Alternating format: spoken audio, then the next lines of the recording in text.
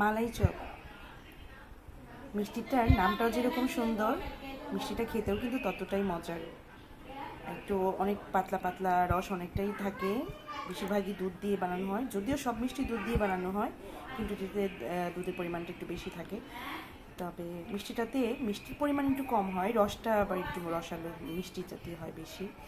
তবে আমার এইখানকার মালাই চপের চেয়ে, আমাদের এখানকার মালাই চপের চেয়ে আমার শ্বশুরবাড়ি এলাকার মালাই চপ আরও অনেক বেশি ভালো লাগে। এটা শেরপুরের মালাই চপ।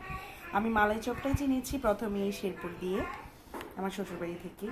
আমি প্রথম যখনই যেতাম আমার মালাই চপ খেতাম, নিয়ে আসতাম সাথে করে, ওটার রসটা আরেকটু ঘন হয়, আরও টেস্টি হয়, অনেক মজা লাগে। তবে এই মিষ্টিটা খেতে কিন্তু খুব মজার হয়, যেহেতু মিষ্টির পরিমাণটা কম থাকে, যে কেউ খেতে পারে, ডায়াবেটিক্স রোগীরা তো অবশ্যই খেতে পারে, তো এই জন্যই খুব ভালো লাগে। তো এই মালাই চপটা কে কে খেয়েছেন অবশ্যই কমেন্ট করে জানাবেন। আল্লাহ হাফেজ।